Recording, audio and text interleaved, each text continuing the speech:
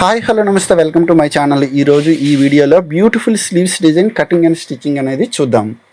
ఈ వీడియో కుట్టడం చాలా సింపుల్. నేను చెప్పే చిన్న చిన్న ట్రిక్స్ ఫాలో అయితే ఈ స్లీవ్స్ డిజైన్ అనేది చాలా సింపుల్గా కుట్టగలుగుతారు. సో వీడియోని స్టార్ట్ చేద్దాం.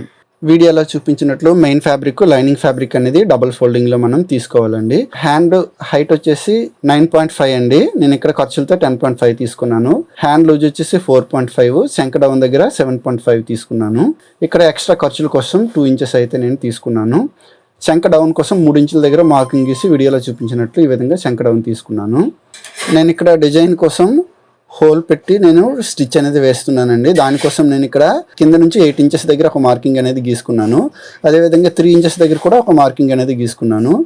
కింద నుంచి 8 ఇంచెస్లో 3 ఇంచెస్ దగ్గర మార్కింగ్ గీసుకుంటే మిగతా 5 ఇంచెస్ ఉంటుంది కదా, దాని మిడిల్ పాయింట్ అనేది 2.5 ఇంచ్ దగ్గర ఒక మార్క్ అనేది గీసుకున్నానండి.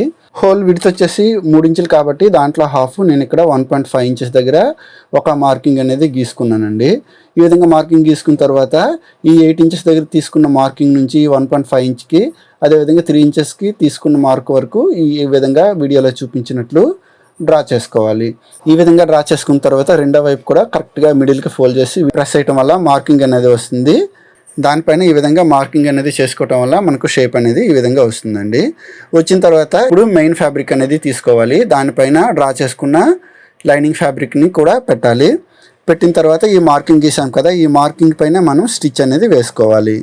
కరెక్ట్గా మార్క్ పైన స్టిచ్ వేసుకోవాలండి. షేప్ అవుట్ కాకుండా మనం చూసుకోవాలి.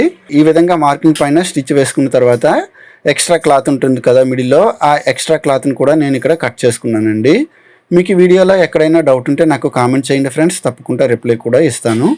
మా ఛానల్ను ఎవరైనా ఫస్ట్ టైం చూసినట్లయితే వాళ్ళు తప్పకుండా సబ్స్క్రైబ్ చేసుకోండి ఫ్రెండ్స్. ఈ విధంగా ఎక్స్ట్రా క్లాత్ని కట్ చేసుకున్న తర్వాత మనం వీడియోలో చూపించినట్లు కట్స్ అనేవి దగ్గరగా ఇవ్వాలండి. స్టిచ్ అనేది ఊడిపోకుండా కట్స్ అనేది ఇవ్వాలి. ఎంత దగ్గరగా ఇస్తే మనకు షేప్ అనేది అంత నీట్గా మనకు రివర్స్ అవుతుంది. సో ఈ విధంగా మొత్తం టోటల్గా కట్స్ అనేవి ఇచ్చిన తర్వాత ఈ మెయిన్ ఫ్యాబ్రిక్ లైనింగ్ ఫ్యాబ్రిక్ అనేది లైనింగ్ ఫ్యాబ్రిక్ వైపు ఖర్చులు ఉండేటట్లు ఫోల్డ్ చేసుకుని లైనింగ్ పైన ఒక స్టిచ్ అనేది వేసుకోవాలి. ఈ విధంగా స్టిచ్ వేసుకున్న తర్వాత క్లాత్ను మనం రివర్స్ అనేది చేసుకోవాలండి. మనం దగ్గరగా కట్స్ ఇచ్చాం కాబట్టి చాలా సింపుల్గా మనకు రివర్స్ అనేది అవుతుంది. అయితే ఈ విధంగా రివర్స్ అయిన తర్వాత ఫినిషింగ్ కోసము పైనుంచి కూడా వీడియోలో చూపించినట్లు ఒక స్టిచ్ అనేది వేసుకోవాలి. ఇది క్లాత్ అనేది నాకు ట్రాన్స్పరెంట్ ఉంది కాబట్టి ఈ లైనింగ్ ఫ్యాబ్రిక్ మెయిన్ ఫ్యాబ్రిక్ కూడా వీడియోలో చూపించినట్లు అటాచ్ చేసుకుంటున్నానండి. ఈ విధంగా అటాచ్ చేసుకున్న తర్వాత ఎక్స్ట్రా క్లాత్ ఉంది కదా, నేను ఇక్కడ ఎక్స్ట్రా క్లాత్ని కట్ చేశాను. ఇప్పుడు ఈ మిడిల్లో స్టోన్స్ అనేవి ఏ విధంగా స్టిచ్ చేయాలో చూద్దామండి. మనం 3 ఇంచెస్ దగ్గర మార్క్ చేసాం కదా, ఆ 3 ఇంచెస్ దగ్గర ఈ స్టోన్స్ అనేవి వీడియోలో చూపించినట్లు స్టిచ్ చేయటం వల్ల మనకి వీడియో అనేది కంప్లీట్ అవుతుందండి.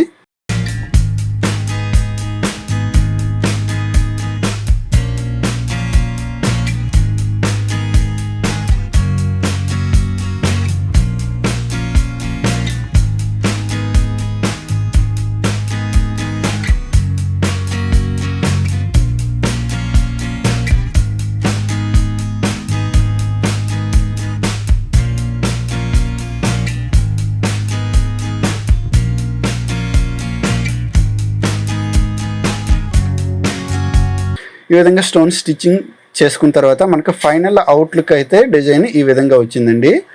మా డిజైన్ కనుక నచ్చితే తప్పకుండా లైక్ చేయండి, షేర్ చేయండి, సబ్స్క్రైబ్ కూడా చేసుకోండి ఫ్రెండ్స్. మా డిజైన్ ఎలా ఉందో కూడా మీరు కామెంట్ చేయండి. Thank you for watching.